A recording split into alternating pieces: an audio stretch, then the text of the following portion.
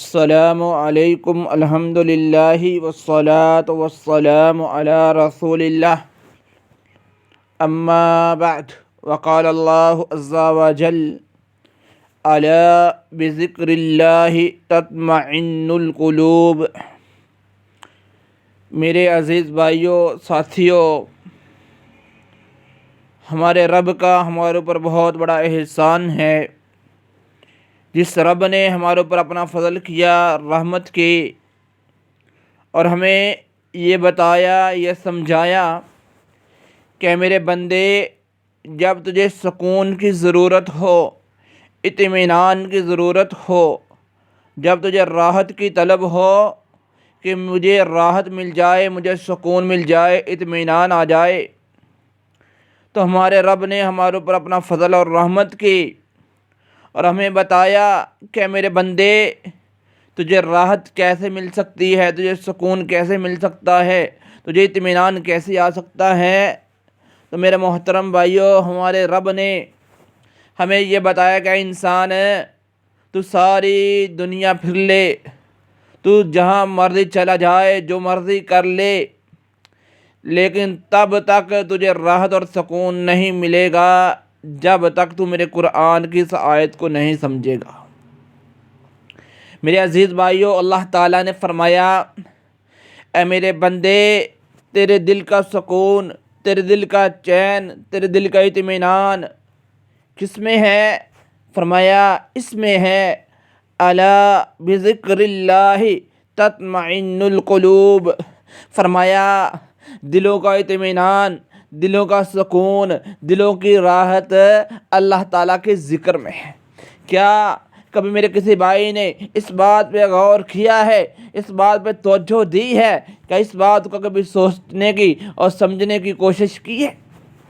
کہ جب ہم دنیا کے کام کرتے ہیں، کام کاج کرتے ہیں، پیسہ روپیہ گھر لے کر آتے ہیں، تبھی بھی ہمیں سکون نہیں ملتا، چین نہیں آتا، لیکن یوں ہی ایسا ہوتا ہے کہ ہم قرآن کا پہلا، دوسرا یا تیسرا پارہ یا کوئی بھی صورت یا کوئی بھی پارہ کھولتے ہیں، ہم کہیں سے بھی قرآن کی تلاوت کرتے ہیں یا قرآن کی تلاوت سنتے ہیں تو ہمیں سکون اور اطمینان کیوں ملتا ہے؟ اور میرے عزیز بھائیوں، ہمیں قرآن کو سننے سے اطمینان، سکون اور راحت کیوں ملتا ہے؟ کیا کبھی میرے کسی بھائی نے اس بات پہ غور کیا ہے کہ ہم دنیا کو کوئی بھی کام کر لیں، پیسہ روپیہ اکٹھا کر لیں، عیش کی زندگی ہو، آرام کا اور سکون کا گھر ہو، جہاں پہ انسان کو آرام ملتا ہو، سکون ملتا ہو، گھر میں ہر چیز میسر ہو، پیسہ روپیہ ہو، کھانا پینا ہو اور کھانے پینے کی ہر چیز موجود ہو، لیکن اس کے باوجود بھی انسان کو سکون نہیں ملتا، اطمینان نہیں ملتا؟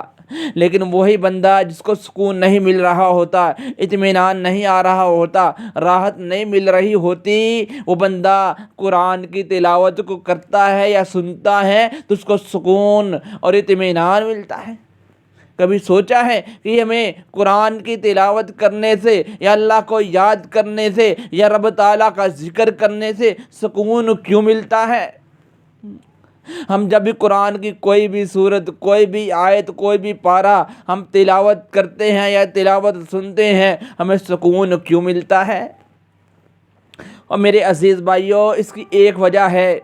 میرا ہر بھائی اس بات پہ غور کرے اور اس بات کو سمجھنے کی کوشش کرے کہ ہم جب قرآن کی تلاوت کرتے ہیں یا سنتے ہیں، ہمیں سکون کیوں ملتا ہے؟ اور میرے عزیز بھائی، اس کی ایک ہی وجہ ہے،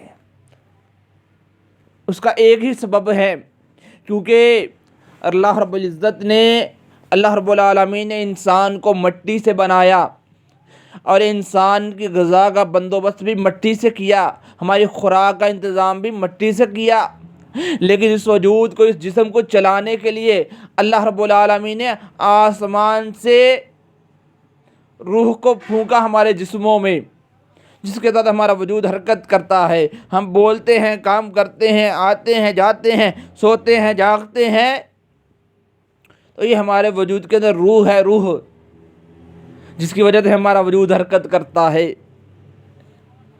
تو میرے محترم بھائیوں، ہم اپنے جسم کو توانائی دیتے ہیں، ہم اپنے وجود کو طاقت پہنچاتے ہیں کس سے؟ ہم مٹی سے بنے ہیں، ہماری خوراک بھی مٹی سے تیار ہوتی ہے۔ ہم جب کھانا کھاتے ہیں ہماری بھوک مٹتی ہے، ہم پانی پیتے ہیں ہماری پیاس بجھتی ہے، کیونکہ ہمارا کھانا بھی مٹی سے آتا ہے، پانی بھی مٹی سے زمین سے نکلتا ہے اور ہم تک پہنچتا ہے۔ ہم پینے کے بعد اپنی پیاس بجھاتے ہیں۔ اور میرے محترم بھائیو، اسی طرح ہماری روح آسمان سے آئی ہے اور اس کی خوراک بھی اللہ رب العالمین نے آسمان سے نازل کی ہے۔ اور اس لیے اللہ تعالیٰ نے فرمایا، اے میرے بندے، الا بذکر اللہ تطمئن القلوب، کہ تمہارے دلوں کا سکون، تمہارے دلوں کا اطمینان، تمہارے دلوں کی راحت الا بذکر اللہ، اللہ کے ذکر میں اطمینان ہے، سکون اور راحت ہے، کیونکہ یہ ہماری روح کی غذا ہے۔ جب ہم اپنی روح کی غذا کو پورا کرتے ہیں، ہماری بے چینی ختم ہو جاتی ہے، ہماری ڈپریشن ختم ہو جاتی ہے، ہمیں سکون ملتا ہے، اطمینان ملتا ہے، راحت ملتی ہے۔ تو میرے محترم بھائیو، ہماری روح کو یا ہمیں جب خوراک ملتی ہے نا، ہمارے جسم کو خوراک ملتی ہے، ہمارے جسم کو تقویت ملتی ہے، اور جب ہماری روح کو غذا ملتی ہے تو انسان کو سکون اور اطمینان ملتا ہے۔ کھانا کھانے سے بھوک مٹتی ہے، پانی پینے سے پیاس بجھتی ہے، اور قرآن کا تلاوت کرنا، قرآن کو یاد کرنا، قرآن کو پڑھنا، قرآن کی تلاوت کرنا، یہ ہماری روح کو سکون دیتا ہے، اطمینان دیتا ہے۔ پھر ہمارا جسم، ہمارا وجود، ہمارا ذہن سکون اور اطمینان میں رہتا ہے۔ تو آئیں میرے محترم بھائیو، اگر ہم چاہتے ہیں کہ ہمیں راحت ملے، ہمیں سکون ملے، ہمیں اطمینان ملے، تو میرے محترم بھائیو، اس کے لیے ضروری ہے کہ ہم اللہ کا ذکر کرتے رہیں، اللہ کو یاد کرتے رہیں، اٹھتے بیٹھتے چلتے پھرتے رب کو یاد کریں، رب کا ذکر کریں، اور چھوٹی چھوٹی دعائیں پڑھتے رہیں۔ سبحان اللہ، الحمدللہ، لا الہ الا اللہ، اللہ اکبر، ولا حول ولا قوت الا باللہ۔